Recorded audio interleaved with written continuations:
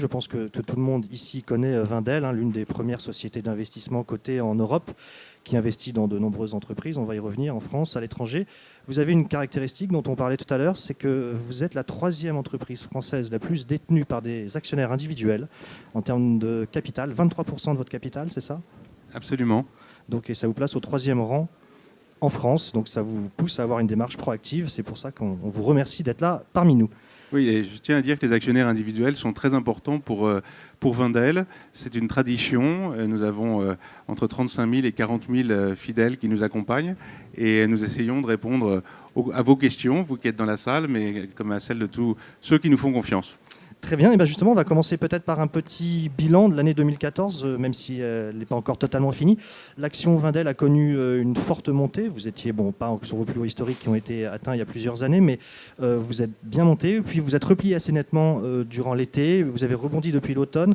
Finalement, c'est un mouvement relativement comparable à celui du CAC 40 avec les inquiétudes de la rentrée. Mais est-ce qu'il y a eu des événements propres à Wendel qui expliquent ce mouvement ? C'est vrai qu'il y a une certaine volatilité des marchés financiers qui ne nous épargne pas. Et ce qu'on a tendance à regarder, c'est les choses sur un peu plus long terme.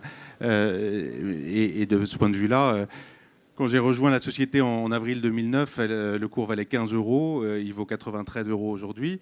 Alors, on n'est jamais satisfait. On cherche toujours à faire mieux. Il y a eu les mouvements de la bourse. En général, il y a eu des mouvements propres à Bureau Veritas pendant l'été, qui s'est repris aussi depuis l'apparition d'une bonne croissance organique au troisième trimestre. Et puis, il y a eu peut-être un léger accroissement de notre décote, la fameuse décote par rapport à la valeur intrinsèque de nos actifs, qui fait que notre cours est un peu plus faible par rapport à la valeur de nos actifs qu'il n'était par le passé, ce qui est d'ailleurs une bonne opportunité pour acquérir des titres Wendel maintenant que la décote est plus large. Oui, c'est ça, parce qu'une société d'investissement, il faut toujours le rappeler, ne se mesure pas forcément par rapport aux autres sociétés sur le PER. Vous, on regarde plutôt l'actif net réévalué, c'est ça, et c'est ainsi qu'on peut savoir si votre titre est décoté ? C'est ça, on regarde la valeur des actifs, diminuer des éventuelles dettes, et ça donne une valeur théorique qui est relativement facile à estimer pour les titres cotés, et qui en revanche mérite des travaux assez poussés pour évaluer la valeur des titres non cotés. Et nous, en général, on essaie d'être assez prudent, donc notre actif net réévalué est teinté de cette prudence. Justement, c'est une question qu'on doit vous poser souvent. Pourquoi est-ce qu'on investirait sur une société d'investissement et dans Wendel quand il suffirait d'investir, en l'occurrence pour vous, dans des sociétés directement comme Bureau Veritas ou Saint-Gobain ? Quel est l'intérêt finalement pour un actionnaire individuel de passer chez vous directement ? Écoutez, le premier intérêt, la mission de Wendel, c'est d'offrir aux actionnaires la possibilité d'investir à travers nous dans des actions non cotées. Donc c'est la raison pour laquelle tous nos investissements aujourd'hui sont orientés vers des actifs non cotés. Et ça, personne ne peut les acheter en bourse par construction. Pour ce qui concerne Bureau Veritas et Saint-Gobain, c'est pour nous des actifs extrêmement importants, très prometteurs, qui accroissent la valeur de la société et qui sont pour les actionnaires qui nous font confiance l'occasion de les acquérir avec une décote, d'une part, avec un peu de levier financier qui permet donc un meilleur retour. Et puis, avec la même information que tout le monde, naturellement, l'information publique, il n'est pas interdit de penser qu'en tant qu'investisseur professionnel, on peut peut-être sentir un peu mieux les choses. Nous avons choisi de réduire notre participation dans Saint-Gobain de 25% avant l'été, quand l'action valait 42 €. Si vous déteniez les titres en direct, il fallait penser à le faire, parce que malheureusement, l'action a connu un fort déclin ensuite, trop important d'ailleurs. Même chose pour Stalergen. Dans le passé, on était les actionnaires de référence de Stalergen. Nous avons vendu Stalergen au plus haut, à 59 €. Je crois que le cours n'est pas encore tout à fait revenu là, alors que c'est une très belle société. Donc c'est aussi faire confiance à des professionnels. Alors, on va parler un peu maintenant de votre stratégie pour vos actionnaires. Vous avez notamment initié une stratégie très ambitieuse à l'international avec l'objectif d'investir d'ici 2017 2 000 milliards d'euros répartis... 2 milliards. 2 milliards, pardon, excusez-moi, oui. Un tiers en Europe. Je confonds avec le PIB français, vous voyez. Je vous vois déjà très haut. Dans quelques années, mais pas tout de suite. Répartis pour un tiers en Europe, en Afrique, en Amérique du Nord. Alors, quelles sont un petit peu d'abord les raisons pour lesquelles vous lancez cette stratégie et comment elle se décline géographiquement ? Nous tenons beaucoup à rester des investisseurs de référence en Europe. C'est là où nous avons les réseaux les plus denses et où nous connaissons bien le tissu industriel. Maintenant, beaucoup de nos actifs sont européens, basés en Europe, se sont développés dans le monde. il y a quelques années, on s'est dit pourquoi ne pas investir directement dans des zones de forte croissance et aller chercher pour nos actionnaires la croissance qui se développe dans d'autres zones. C'est pour ça qu'on a développé une stratégie en 3 tiers. Un tiers de nos nouveaux investissements sont en Europe, un tiers en Amérique du Nord, à la fois aux États-Unis et au Canada, qui sont des zones à la fois en forte croissance et où il y a beaucoup de transactions, beaucoup d'entreprises, parce que l'esprit d'entreprise est très, très fort et que les entrepreneurs tentent à céder leur société après les avoir développées. Et puis nous avons décidé de jouer les pays émergents. Ça fait longtemps que nos sociétés, notamment Bureau Veritas par exemple, sont très présentes dans les pays émergents. Nous avons décidé d'y aller nous-mêmes. Alors pas partout, parce qu'il faut choisir ses combats. Nous avons décidé de choisir l'Afrique, parce que l'Afrique est proche de nous, parce que nous la connaissons bien par Bureau Veritas, parce que nous y avons un certain nombre de relais, nous y avons créé un bureau, et nous pensons que ce continent est véritablement à nos portes un formidable poumon de croissance pour l'économie mondiale. Alors justement, pour parler de l'Afrique et s'y arrêter un instant, vous avez déniché une pépite, si on peut le dire, un groupe qui s'appelle IHS, qui a été élu il n'y a pas très longtemps, et d'ailleurs vous étiez à la remise des prix, j'imagine, Growth Story of the Year de TMT World Awards de Londres. C'est une vraie entreprise panafricaine dont vous allez nous parler. Vous y avez réinvesti 304 millions de dollars au début du mois, c'est ça, et ça porte à un peu moins de 800 millions de dollars vos investissements, donc c'est important. Dites-nous, que fait cette entreprise et pourquoi vous y croyez ? Alors, IHS est une société à 100% africaine qui construit, entretient, gère des tours de télécommunications sur lesquels les opérateurs placent leurs antennes et leurs relais. Et c'est donc de l'infrastructure de télécommunications qui est absolument indispensable en Afrique, où il n'y a pas de téléphonie fixe et où la téléphonie se développe très rapidement via le mobile. Population jeune, bien évidemment, en fort développement économique.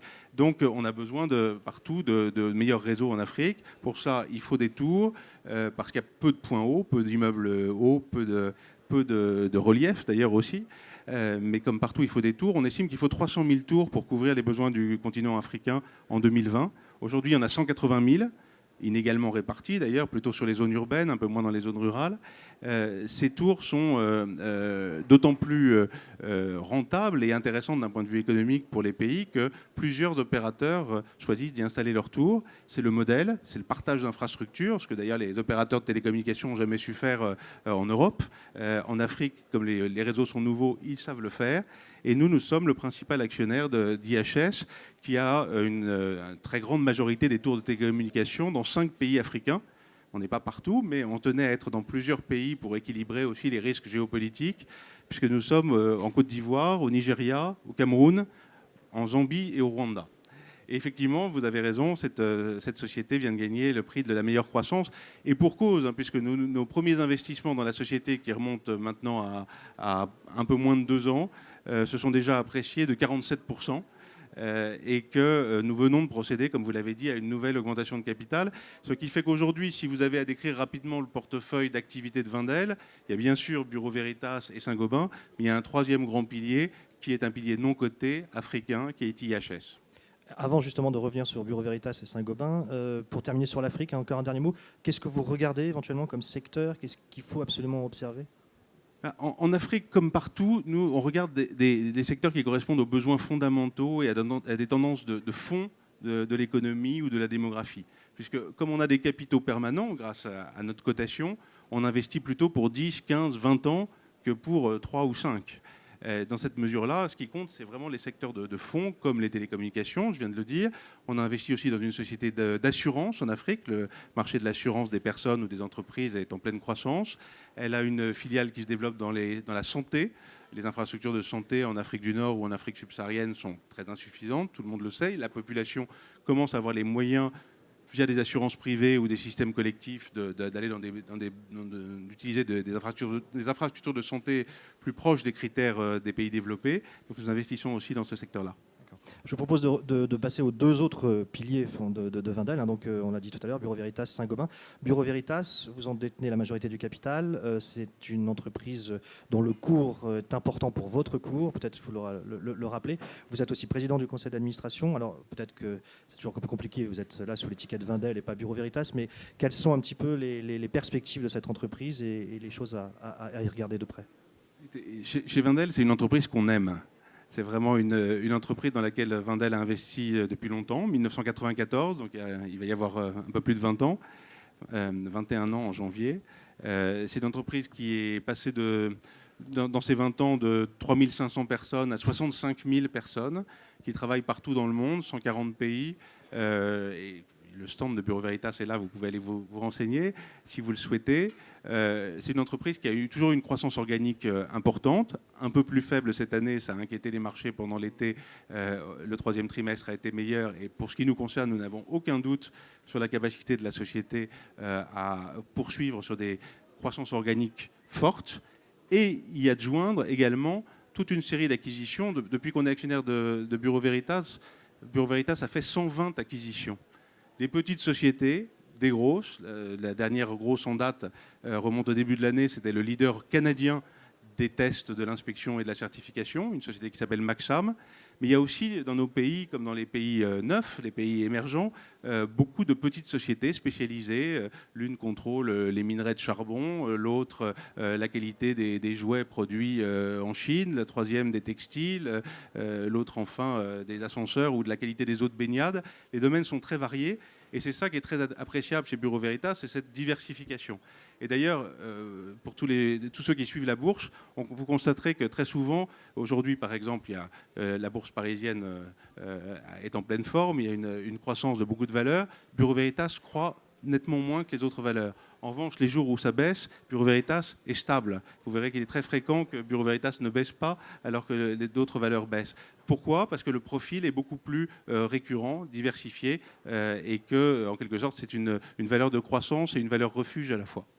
Alors, vous croyez beaucoup à Bureau Veritas. Saint-Gobain, qui est donc l'autre grosse participation que vous détenez, en même temps, vous avez cédé 25% de vos titres au mois de mai. Donc, est-ce que ça veut dire que vous y croyez moins ou comment expliquer un peu ce mouvement ? Non, on n'y croit pas moins du tout.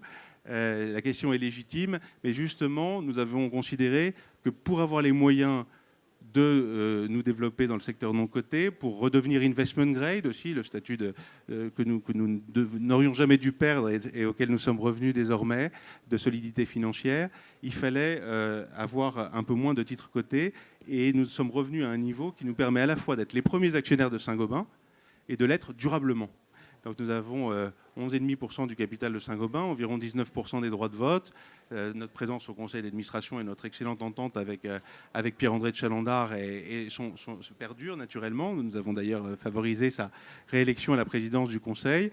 Et nous croyons au développement de l'entreprise. Je le redisais tout à l'heure, les niveaux de valorisation de Saint-Gobain sont tout à fait inférieurs à son potentiel compte tenu de l'excellence de ses produits, compte tenu de la qualité de son management et compte tenu des besoins de l'économie mondiale, hein, l'urbanisation, le logement durable, aussi tous les marchés industriels. On voit souvent Saint-Gobain comme simplement présent dans les matériaux de construction. Il faut savoir que 50% des pare-brises posés en Europe sont des verres Saint-Gobain. Il faut savoir que les marchés industriels, des abrasifs, des céramiques, de différents produits plastiques sont des marchés de Saint-Gobain, à la fois dans le médical ou dans les produits de grande consommation. Donc c'est vraiment un des plus gros groupes français et on ne peut qu'être très heureux de l'accompagner dans le long terme. Frédéric Loban, j'aurais envie de poser une dernière question en guise de conclusion qui nous éloigne un peu de Wendel, mais vous êtes président directeur d'une société d'investissement. C'est quand même donc un métier un peu atypique. On voit beaucoup aujourd'hui de sociétés d'investissement, ce qu'on appelle les fonds activistes, intervenir de plus en plus sur la bourse. Vous êtes, si je puis dire, une société à l'ancienne, dire que vous investissez dans des partenariats industriels à long terme. Comment est-ce que vous voyez un peu ce développement de l'actionnariat globalement et de cette arrivée des fonds activistes qui bousculent parfois les managements avec très peu de capitaux ? C'est sain ou c'est pas sain ? Je réagis sur le à l'ancienne, parce que Wendel est né il y a très longtemps, en 1704. Je crois que c'est plutôt un mode d'intervention de l'avenir, du futur. Les sociétés familiales sont des sociétés dominantes dans beaucoup de pays émergents, en Inde, en Asie du Sud-Est, en Afrique, au Brésil. Et donc je pense que le capitalisme familial, et nous sommes issus du capitalisme familial, a beaucoup d'avenir, notamment parce qu'il essaie de voir un peu plus loin que le cours de bourse du lendemain matin ou même de celui de 6 mois plus tard pour vraiment bâtir des leaders économiques qui se tiennent dans la durée. Donc je pense qu'il faut de tout pour faire un monde. La bourse fonctionne aussi avec des actionnaires à plus court terme qui assurent une certaine liquidité. Je trouve ça très bien. Mais je pense que le discours que ça tente à développer chez les hommes et femmes politiques, le discours qui se répand dans l'opinion publique, est un discours négatif autour des actionnaires. Et moi, je m'oppose absolument à cette vision-là. Je pense que les actionnaires et l'actionnariat sont des nécessités dans une économie de marché, dans une économie libérale, que dividendes, croissance, profit, ce ne sont pas des gros mots, et qu'on a bien raison de se préoccuper de pouvoir d'achat et d'emploi, mais ce n'est possible que s'il y a des gens qui prennent des risques, qui investissent dans les entreprises, qui les créent, qui les développent et les soutiennent dans le long terme. Merci beaucoup, Frédéric Lemoine. Je pense que tout le monde est d'accord avec vous. En tout cas ici. Merci. Je rappelle donc bien entendu, le stand de Wendel est un petit peu au fond à gauche. Donc toutes les questions que vous pourriez avoir à poser, n'hésitez vous pas. pouvez les poser là-bas. Merci. Merci à vous.